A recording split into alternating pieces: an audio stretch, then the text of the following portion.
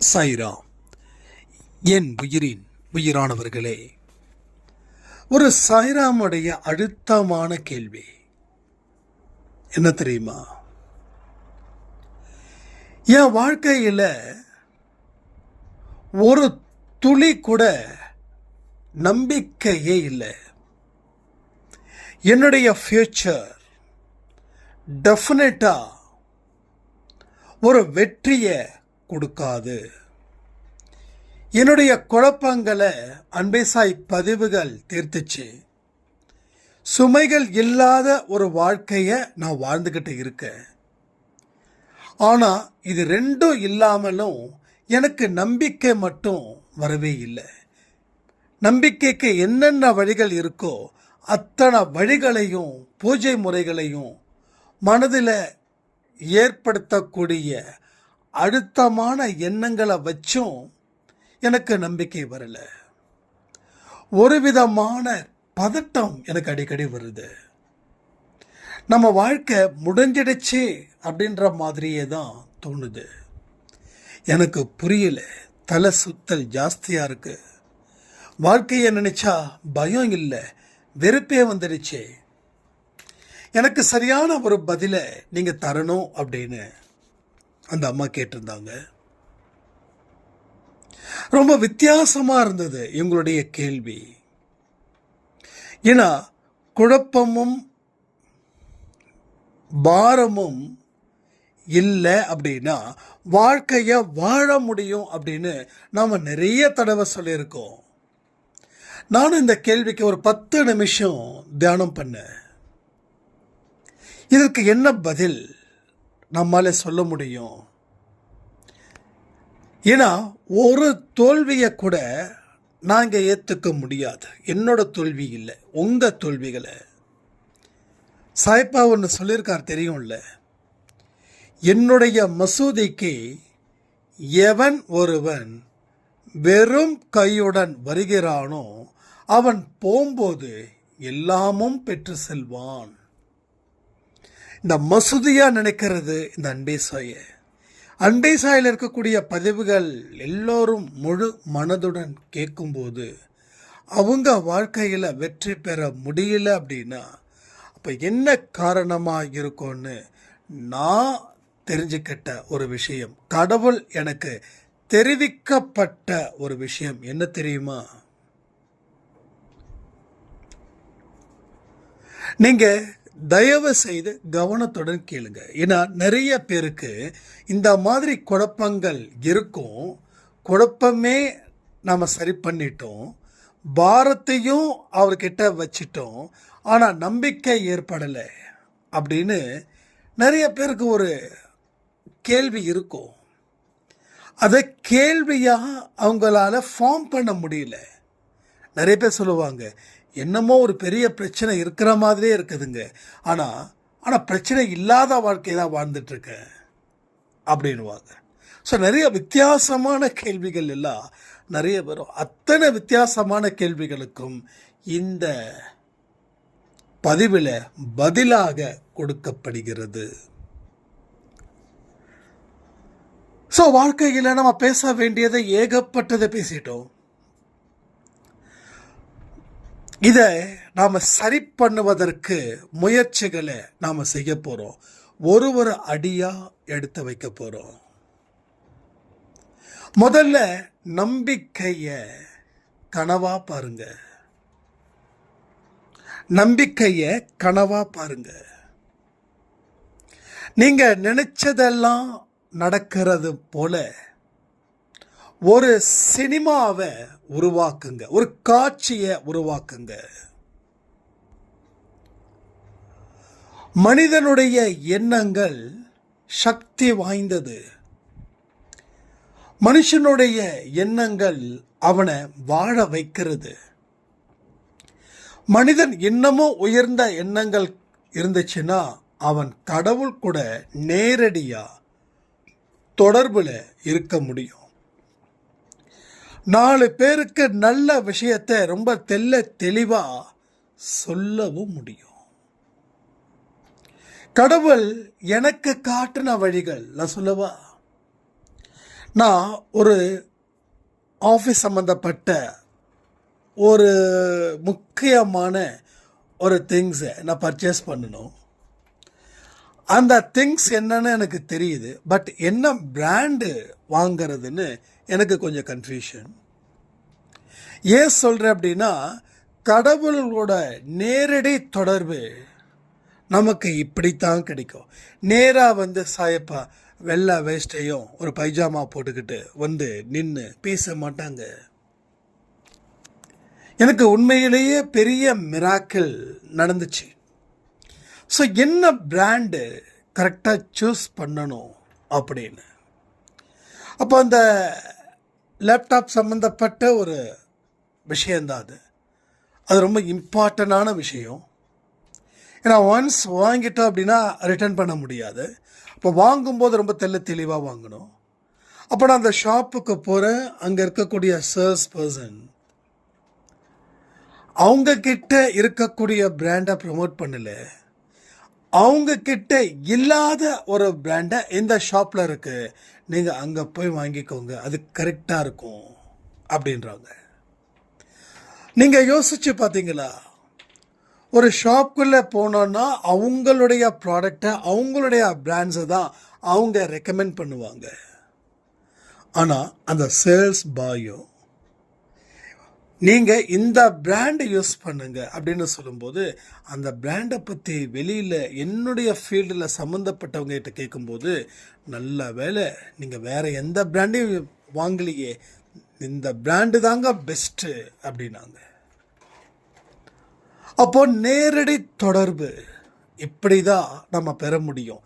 எப்படி பெற முடியும்? உயர்ந்த எண்ணங்களை மனசில் வை. எல்லோருக்கும் உதவுபவனா நீ இரு, எல்லோருக்கும் உதவி செய்பவனா நீ இரு. ஒரு நெருக்கடியான நிலையில நீ இருக்கிற அப்படின்னா, இந்த நெருக்கடி இல்லாத நிலையை நீ உருவாக்கு. அது எப்படி உருவாக்க முடியும்? நீ என்னுடன் பேசு. யார்கிட்ட? சாயப்பா கிட்ட. நான் இருக்கிற அப்படின்றத உணர்ந்து உன் வாழ்க்கையை வாழு. யாரை பற்றியும் எதை பற்றியும் நீ கவலைப்படாத. யாரையும் மாற்றணும்னு நினைக்காத.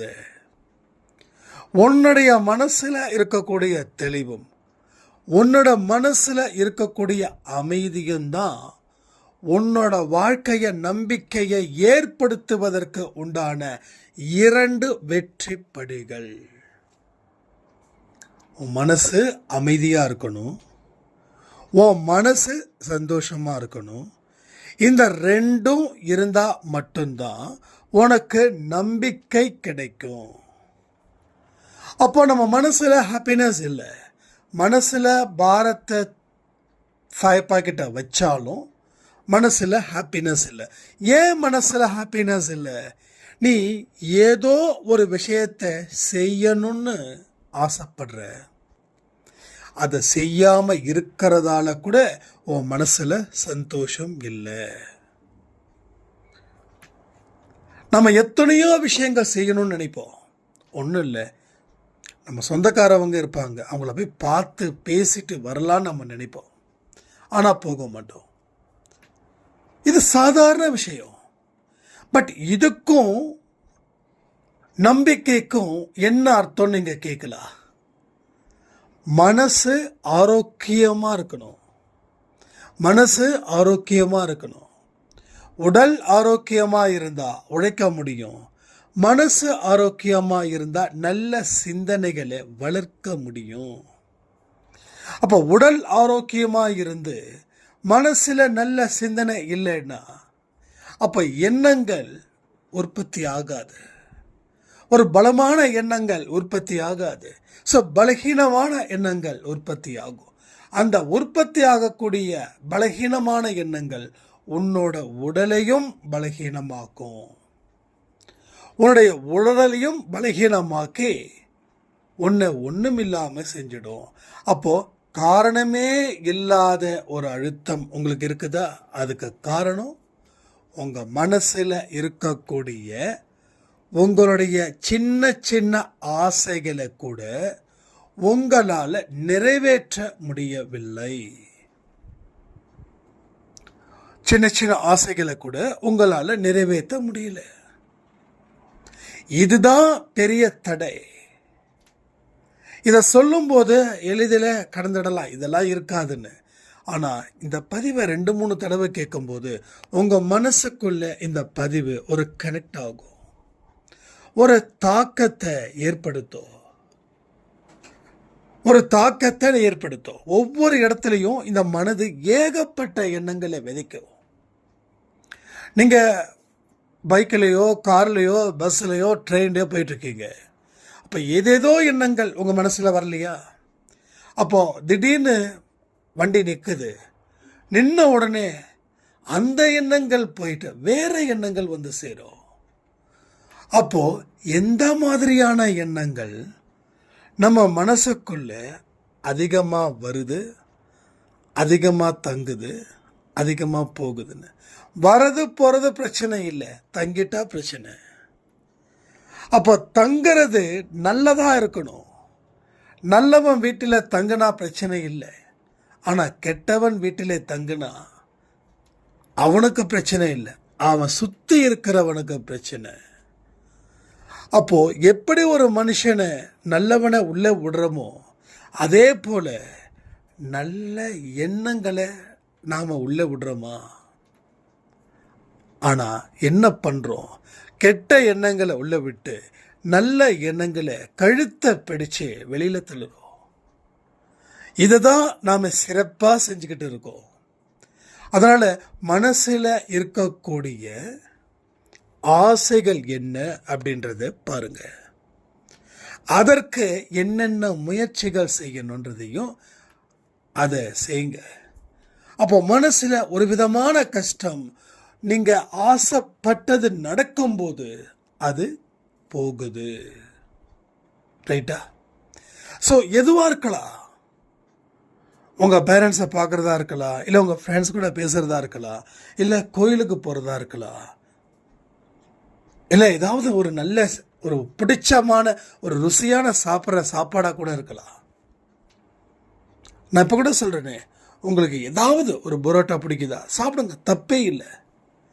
ஏன்னா மனசு அதை கேட்குது. ஓகே, இதை பாரு, இதை நான் கொடுக்குறேன், சந்தோஷமாக சாப்பிடு, ஆனால் இனி கேட்கக்கூடாது அப்படின்னு ஒரு அக்ரிமெண்ட் போடுங்க. அந்த ஒப்பந்தம் ரொம்ப முக்கியம்.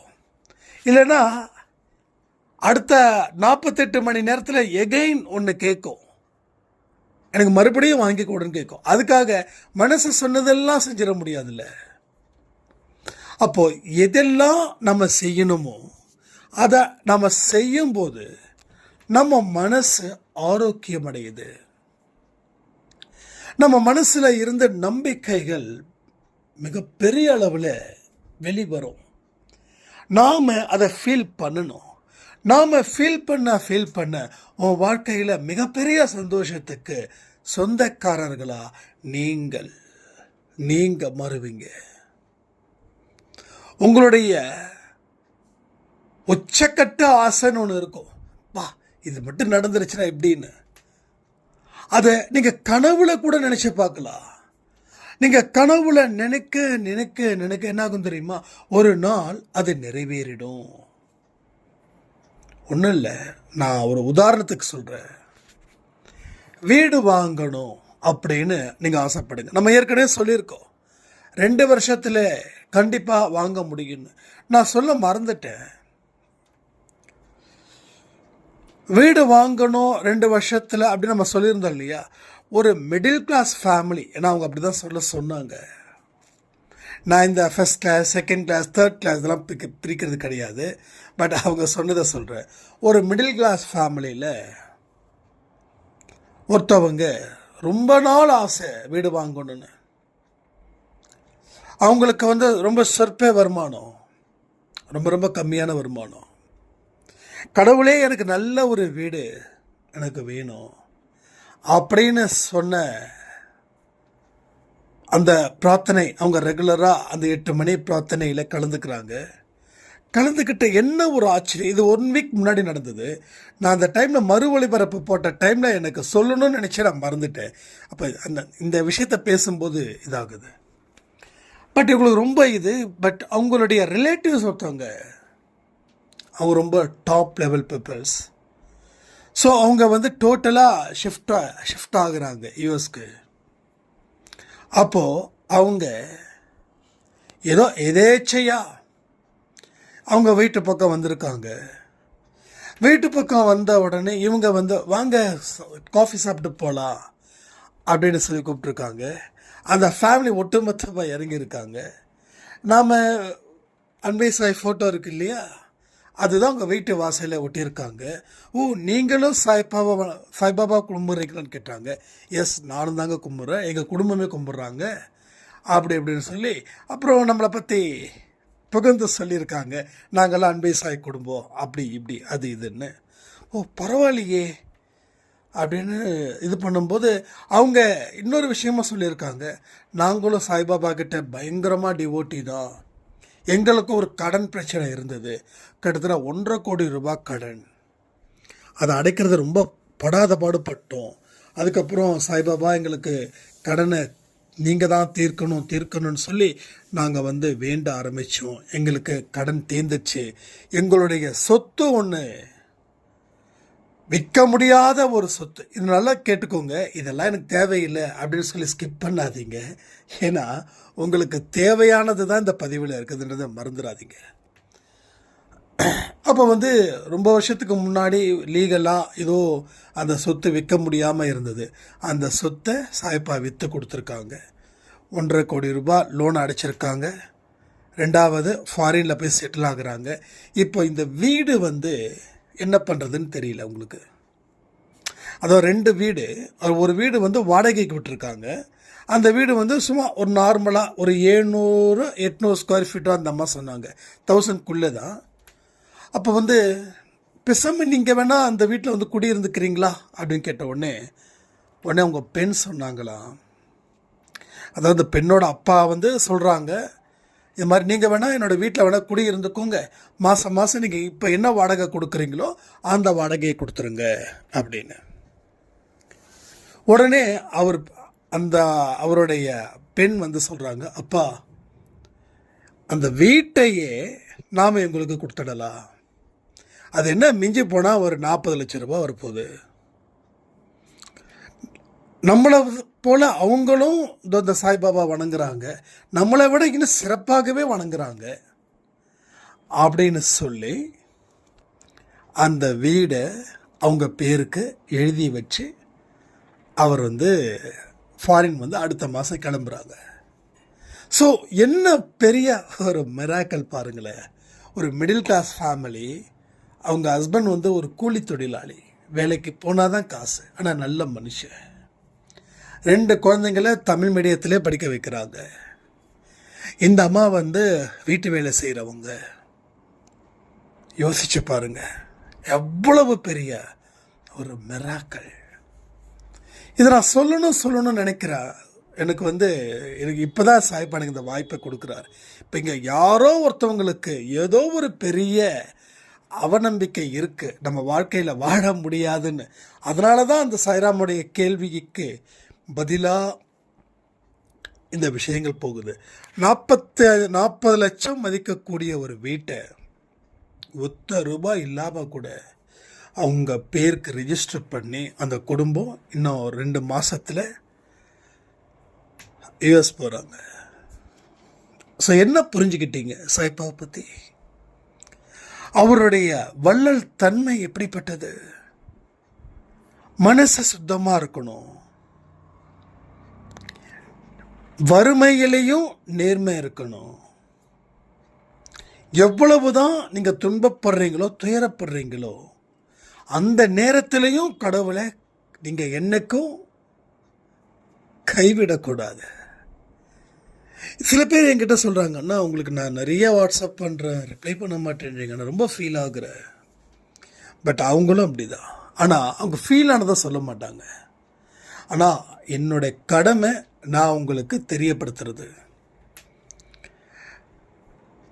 அது உங்கள் வாட்ஸ்அப் நம்பருக்குள்ளே போய் சேர்ந்துட்டாவே எனக்கு பதில் கிடைச்ச மாதிரி ஆடியோவில். ஆனால் நீங்கள் அதை படிக்கக்கூட மாட்டீங்க, பார்க்கக்கூட மாட்டீங்கன்னு எனக்கு தெரியும். ஆனால் அந்த 8 மணி பதிவை நான் ரெகுலராக பார்க்குறவன். 12 மணி கூட பார்க்க முடியாது என்னால், நான் வீட்டு வேலை செய்கிறதால என்னால் முடியலன்னா. ஆனால் ரெகுலராக 8 மணி பதிவை நான் பார்த்துருவேன். அப்போ எனக்கே கிடைச்சது போல இருக்கும் அப்படின்னு. யார் ஒருவர் தீவிரமாக கடவுளை நம்புகிறாங்களோ அவங்களுக்கே கடவுள் அற்புதங்களை செய்து கொடுக்கிறார். தீவிரமாக நம்பணும். வாழ்க்கையில் எல்லாமே தொலைஞ்சிருச்சு, நமக்கெல்லாம் வீடு வாங்க முடியுமா அப்படின்னு அந்த சாய்ராம் கேட்டிருந்தாங்கன்னா என்ன இருக்கும்? கண்டிப்பாக கிடைச்சிருக்காது. அவங்க நம்பிக்கை. ஒரு நாளைக்கு அவர் சம்பாதிக்கிறது 1000 என்னமோ 1000 500 சொன்னாங்க. எல்லா நாளும் அந்த வேலை இருக்காது, ரொம்ப கஷ்டப்பட வேண்டிய ஃபேமிலி தானா. 2 வேளையில் 3 வேளையில் ஒரு வேளை தானா சாப்பாடு, ஒரு நைட்டு மட்டும்தான் நல்ல சாப்பாடு. அடுத்த நாள் காலையில் சாதம் தண்ணி ஊற்றி பழையத சாப்பிட்டுட்டு குட்டி பசங்க ஸ்கூலுக்கு போவாங்க. மதியானமும் பெருசாக ஒன்றும் இல்லை, அந்த நைட்டு தான் நல்ல சுட சுட சாப்பாடு சாப்பிட்டு பசங்க நல்ல பசங்க அடிக்கடி மாமான்னு சொல்லி எனக்கு சேட் பண்ணுவாங்க. குட்டி பசங்க, மாமா உங்கள் ஸ்பீச் நல்லா இருந்தது மாமா, நீங்கள் பேசுகிறது நல்லா இருந்தது, ரொம்ப ஸ்டைலாக இருந்ததுன்னு அந்த குட்டி பையன் சொல்லுவான். இதில் கண்ணுக்கு முன்னாடியே நடக்கிற மாதிரியே எனக்கு இருக்க எல்லா விஷயமும். ஸோ என்ன ஒரு விஷயம், நாம் எவ்வளவுதான் நம்பிக்கையோட இருக்கிறோமோ அந்த நம்பிக்கையை கெடுக்க பலர் வருவார்கள். அந்த நம்பிக்கையை பாதுகாத்து வைக்க வேண்டியது உங்கள் பொறுப்பு. வீட்டில் பொண்ணும் பொருளும் வைரம் வைடூரியம் எல்லாமே இருக்குதுன்னு வச்சுக்கோங்களேன். அந்த வீட்டை நீங்கள் பாதுகாப்பீங்களா? சும்மா அப்படியே அனாமத்தாக போட்டு போயிடுவீங்களா?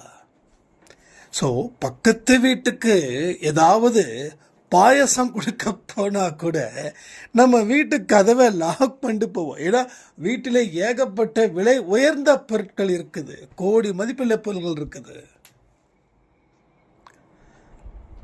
10 நாளைக்கு வேற எந்த வீட்டு தங்க கூட மாட்டோம். யாராவது ஒருத்தங்க வீட்டில் இருக்கணும், நம்பிக்கைக்குரியவர்களை வீட்டில் உட்கார வச்சுட்டு வேணா நாம் போவோம். ஆனால் அப்பயும் அப்பப்போ ஃபோன் பண்ணி கேட்போம், வீட்டை பார்த்துக்கோ, பத்திரமா பார்த்துக்கோ. ஏன் பத்திரமா பார்த்துக்க வேண்டிய அளவில் அங்கே இருக்க திங்ஸ்.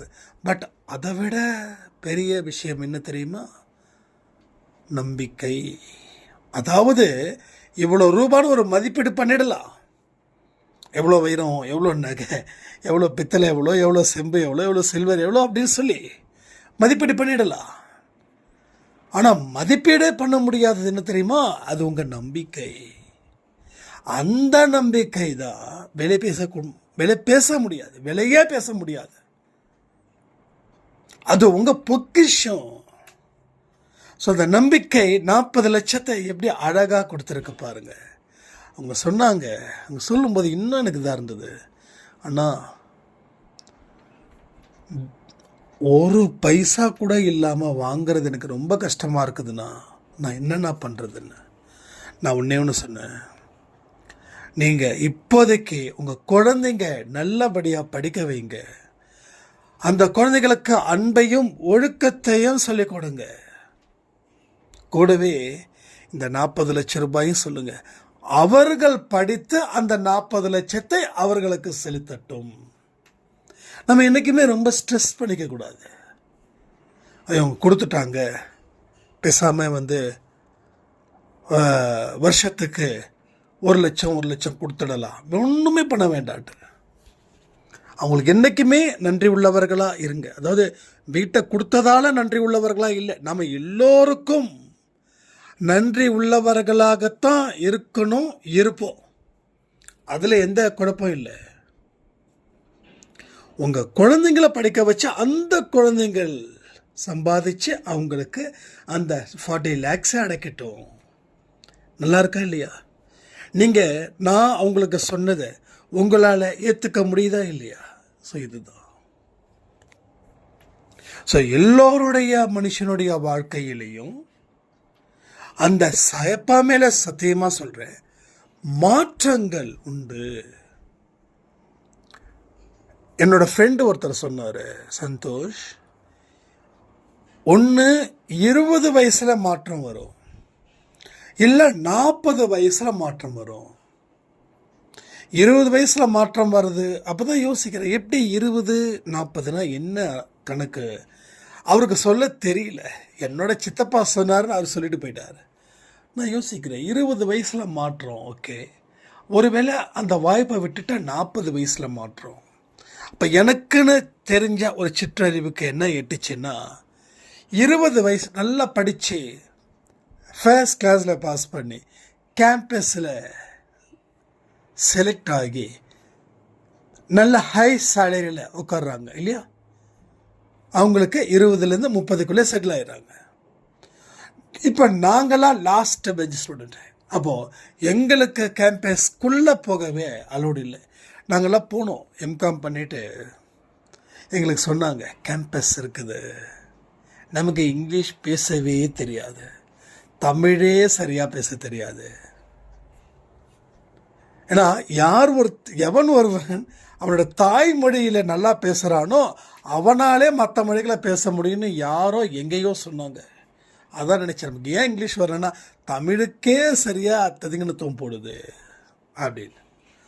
அப்போ அந்த கேம்பஸ்குள்ளே என்ட்ரியே ஆக முடியல. அவன் எடுத்தவுடனே கொஸ்டின் கேட்குறாங்க. முதல்ல உங்களை பற்றி சொல்லுங்கள். என்னை பற்றி சொல்கிறதுக்கு என்ன இருக்குது? நம்ம தாட்டு பூட்டுன்னு அடிக்கிறோம், பக்கத்தில் எல்லாம் பொண்ணுங்க. அது பசங்க இருக்கும்போது கூட நம்ம ஃபீல் பண்ண மாட்டோம். பொண்ணுங்க இருக்கும்போது ஐயோ நம்மளுடைய வீக்னஸ் ஒட்டுமொத்த நம்ம குடிமையே கையில் இருக்குதுன்னு சொல்லி ஆக்சுவலாக எல்லாரையும் சொல்கிறாங்க. ஃபஸ்ட்டு என் ஃப்ரெண்டு அவன் போய் சொல்கிறான், sir my self sir, me self sir, you self sir அப்படின்றான். அதான் நினச்சேன், ஐயோ சாமி நல்ல வேலை நம்ம ஃபஸ்ட்டில் இல்லை. ஏன்னா அது அல்ஃபாபெட்டிக்கில் தான் வரும். எனக்கு எஸ்ன்றதால எனக்கு பின்னாடி என் ஃப்ரெண்டோட பேர்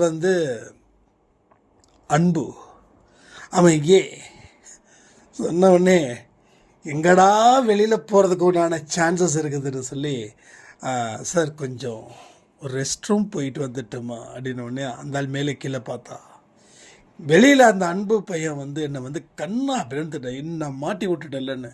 கடைசியில் போய் சும்மாவே திரும்பி வந்தோம். ஸோ அது 20ல் அங்கே போகிறாங்க. ஒருவேளை நல்லா படித்தவன் நல்ல எக்ஸ்பீரியன்ஸ் அவனுக்கு கிடைச்சிடுது. ஆனால் மற்றவங்களுக்கெல்லாம் அனுபவங்கள் மூலமாக அவமானப்படுத்தி அதன் மூலமாக கிடைச்ச பாடத்தின் மூலமாக. ஆனால் நான் ஒன்று சொல்லுவேன், உங்களுக்கு 20லேயும் டேர்னிங் இல்லை, 40லேயும் டேர்னிங் இல்லைன்னா சாயப்பா வந்ததுக்கப்புறம் ஒரு டேர்னிங் உங்களுக்கு வரணும். சாயப்பா வந்ததுக்கப்புறம் ஒரு டேர்னிங் உங்களுக்கு வரணும், வந்தே தீரும். அந்த நம்பிக்கையோடு நீங்கள் செயல்படுங்க. ஸோ நம்பிக்கை இல்லை என்றால் ஒரு நொடி கூட இந்த உலகத்தில் நீங்கள் வாழ முடியாது, ஒரு நொடி கூட. அதனால் மனசு என்ன கேட்குதுன்னு பாருங்க, அதை செயல்படுத்த முயற்சி பண்ணுங்க. வாழ்க்கையில் மிகப்பெரிய வெற்றியை நீங்கள் அடைவீர்கள். நாளைக்கு என்ன ஸ்பெஷல் டேங்க? ஓட்டு, எலெக்ஷன். என்கிட்ட நிறைய பேர் கேட்குறாங்க, நீங்கள் எந்த கட்சிக்கு ஓட் பண்ணுவீங்க அப்படின்னு. ஸோ நான் சொல்கிறது ஒரு பெரிய விஷயம் கிடையாது. நீங்கள் என்றைக்குமே சிந்திச்சு ஓட் போடுங்க. உங்கள் கேண்டிடேட் எப்படிப்பட்டவங்க, நல்ல சுத்தமான கையான்னு பாருங்கள். நாம் நினைக்கிறோம், நான் போட்டு தான் அவர் தோக்க போகிறார், நான் போடலைன்னா தான் அவர் தோப்பாரா, நான் போட்டால் அவர் ஜெயிக்க போகிறாரா, இந்த மாதிரி வேண்டாம். அன்பே சாய் குடும்பத்தில் இருக்கிற அத்தனை பேரும் நாளைக்கு ஓட் போடணும். முடியாதவங்க போட வேண்டாம், ஓகேங்களா? ஒருவேளை எனக்கு வேட்பாளரே யாருமே பிடிக்கலன்னா அப்படின்னா எதுக்கு போடணும்?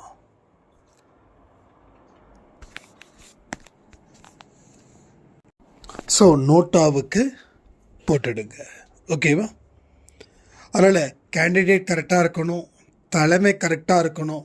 அந்த தலைமையில் எந்த இடத்துலையும் ப்ராப்ளம் இல்லை அப்படின்னா அந்த தலைமைக்கு ஓட் போடுங்க.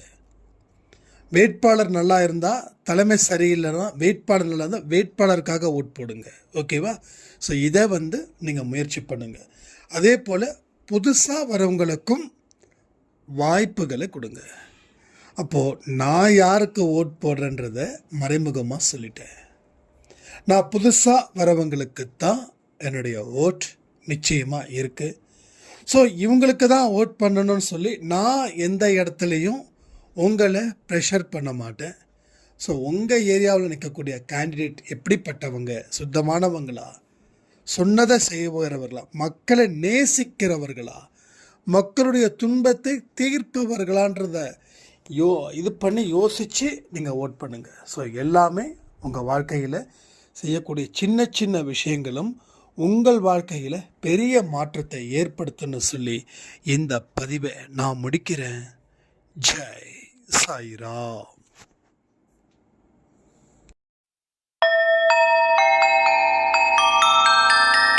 ஓம் சாயிரா சாயிரா, ஓம் சாயிரா சாயிரா.